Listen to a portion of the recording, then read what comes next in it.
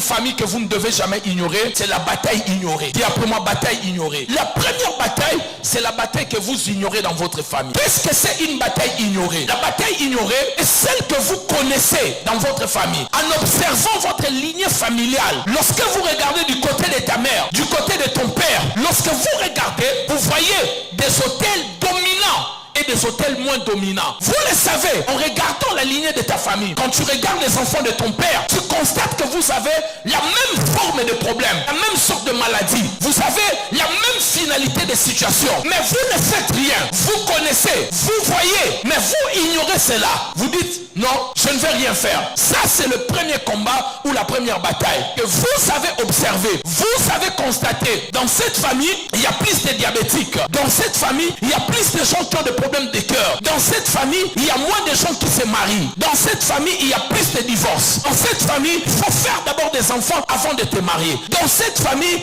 il y a la pauvreté. Dans cette famille, il y a le problème de chômage. Vous connaissez le problème, mais vous ne faites rien. Ça, c'est la bataille ignorée. Et beaucoup de gens ignorent la bataille de leur famille. Vous avez des éléments d'information. Vous avez les informations. Vous voyez, en observant, de fois même vous dites que ce n'est pas normal. C'est que nous vivons dans cette famille. Vous dites que ce n'est pas normal. Vous le savez, mais vous ne faites rien. C'est la bataille ignorée. Alléluia. Et le combat dans cette bataille sera aussi long par rapport à votre ignorance. La bataille là, elle va s'arrêter le jour où il y aura la prise de conscience. S'il n'y a pas la prise de conscience, la bataille va perdurer dans la famille. Dans la bataille ignorée, la fin de cette bataille sera d'abord la prise de conscience. Il faut que dans la famille, les gens puissent prendre conscience et s'élever en disant, on va aller se battre. On va arrêter cette situation. De voir les gens mourir à 47 ans. De voir les gens mourir à 45 ans. De voir les gens mourir à 40 ans. On va se battre dans la prière. Aussi longtemps vous allez ignorer, aussi longtemps le combat va perdurer. Malheureusement, beaucoup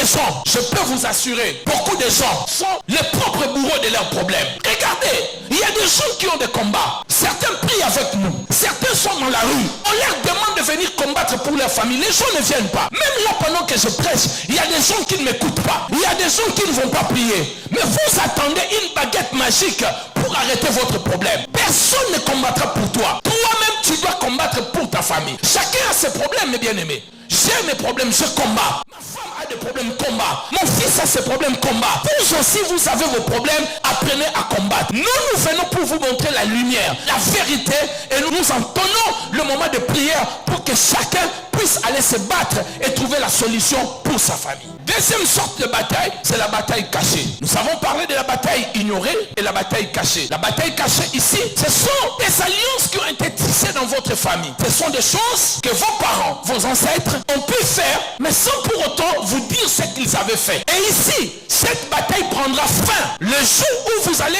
chercher à connaître l'histoire de votre famille. Dans la bataille ignorée, vous connaissez. Mais dans la bataille cachée, il y a des alliances, mais vous ne connaissez pas. Vous ne savez pas et vous constatez que des problèmes. Mais vous ne savez pas, il a fait quoi? Qu'est-ce qui s'est passé pour que nous, dans cette famille, nous sommes de belles femmes, mais on se marie difficilement. Même quand on se marie, il faut divorcer. C'est là où vous vous posez maintenant des questions. Celle de savoir qui a fait quoi et qui était qui. Cette bataille prendra fin lorsque vous allez avoir accès à l'histoire de votre famille. Et l'histoire de la famille a plusieurs manières de la découvrir. La première manière, c'est en posant des questions aux anciens, en leur demandant comment c'était cette famille. Qu'est-ce qui s'est passé?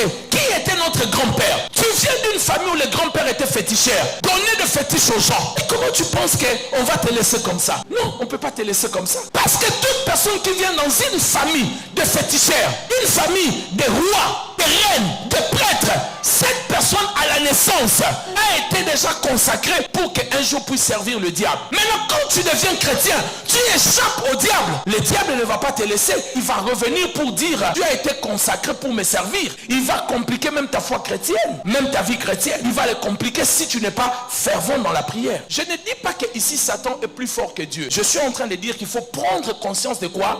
de nos combats. Parce qu'une fois que vous prenez conscience, vous allez vous engager dans de vraies batailles. Mais le grand problème, c'est que si vous ne savez pas qui était votre père, qui était votre mère, si vous ne le savez pas, ça ne va pas marcher. Troisième combat, avant-dernier combat, la bataille héritée est celle que vous n'avez pas initiée. Parce que vous savez, dans le combat que nous avons dans la vie, de foi, nous-mêmes nous entrons dans le combat par notre propre ignorance. On voulait dominer un homme, on voulait avoir un positionnement au travail, on va voir quelque part, on nous lave, on nous donne des choses, des gris-gris, des fétiches, et nous-mêmes nous ouvrons la porte à des alliances mauvaises. Mais il y a d'autres combats, ce n'est pas nous-mêmes qui ouvrons, mais c'est des autres qui ont commencé cela et nous avons hérité. Le principal dans le combat hérité, on ne peut qu'hériter, c'est que la génération précédente n'a pas gagné. Si la génération d'avant n'a pas gagné, la bataille là deviendra un héritage dans la prochaine génération. C'est pour cela, vous tel que vous êtes là, battez-vous avec toute votre force. Et tu sois la dernière personne à divorcer dans ta famille. Sois la dernière personne. Parce que si tu ne prends pas cela au sérieux, tes enfants vont divorcer.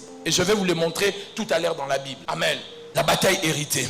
Il faut que le prédécesseur puisse gagner cela pour que ça ne devienne pas un héritage. Et dans la bataille héritée, le grand problème avec la bataille héritée, Maman Yolande, c'est que toi, tu peux avoir 45 ans, mais cette bataille est dans la famille depuis 500 ans. Tu es plus petit que la bataille. Quand la bataille a commencé, tu n'étais même pas là. La bataille connaît tout le monde dans votre famille. Connaît vos ancêtres. Elle sait comment elle a fait perdre tous vos ancêtres la vie. Mais toi, tu n'as que 45 ans, tu vas faire combat. Il faut être armé de Dieu. Des armes spirituelles. Il faut être un chrétien droit. Il faut être assis dans les choses de Dieu. Pas être un chrétien, moi boîte de nuit, moi concert. Il faut être un vrai chrétien. Il faut être un vrai chrétien. Amen. Pas un chrétien qui est tantôt là, un peu de proumousse, un peu de, comment vous appelez ça, Saint-Poli ou un Eken ou je ne sais pas moi quoi. Non, il faut être un vrai chrétien. Parce que tu ne peux pas gagner une bataille qui a duré dans la famille en étant un chrétien superficiel. Non, ça ne marchera pas. Alléluia. Et n'oubliez pas que ce combat connaît tout le monde dans la famille. Amen. Et la bataille héritée produit la bataille répétée. La bataille répétée. Lorsqu'il y a un héritage de bataille, comme je l'ai toujours dit, l'un des plus grands signes qui prouve qu'il y a une bataille dans cette famille, le plus grand signe c'est quoi? La répétition. Quand les choses se répètent dans votre famille, de manière cyclique ou de manière générationnelle, ça veut dire que quand je parle de manière cyclique, vous comprenez, pendant un cycle ou générationnel, dans chaque génération, il y a le même événement qui va se reproduire. 25 ans après, 10 ans après, quelqu'un va mourir de la même maladie. Quelqu'un va divorcer de la même manière. Au point où quand on regarde la famille de Kennedy, les gens ont dit, ici dans la famille de Kennedy, il y a une malédiction. Pourquoi? Les gens meurent pratiquement de la même manière. La plupart par des accidents et les accidents d'avion. On localisait une malédiction à cause de quoi? De la répétition. Ça veut dire que c'est une bataille qui se répète dans la famille. Lorsque vous voyez quelque chose revenir dans 2 ou 3 générations, c'est une bataille héritée. Et vous devez vous engager sérieusement.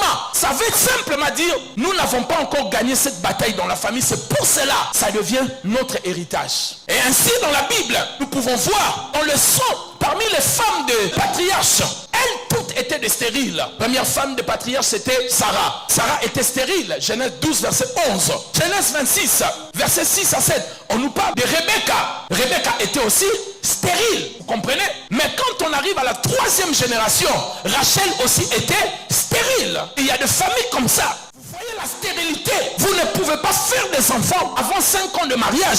Vous allez tous avoir des enfants par césarienne. C'est un problème. Ça ne peut pas être possible que vous vivez tous la même chose de manière répétée. Abraham a menti. Il a dit que Sarah était sa sœur. Isaac, quand il vient, il n'était pas là quand Abraham avait menti. Mais il ment de la même manière. Il dit aussi que ma femme Rebecca est ma sœur. On peut peut-être comprendre. On s'arrive à la 2e génération. 3e génération de mensonges. La Bible nous dit, cette fois-ci, c'est Jacob qui vient mentir à son père. Il ne ment plus aux étrangers, mais Jacob vient mentir à l'intérieur. 4e génération. 10 enfants de Jacob ont menti à leur papa. À la mort de Jacob, ils sont venus encore mentir au nom de quelqu'un qui est mort. Qu'est-ce qui se répète dans votre famille? Ce qui se répète, c'est une preuve que c'est une bataille héritée que vous n'avez pas encore gagnée. L'un des signes qui montrera que vous avez gagné la bataille, c'est que cette bataille restera dans une génération, elle ne passera pas dans la prochaine saison. Alléluia.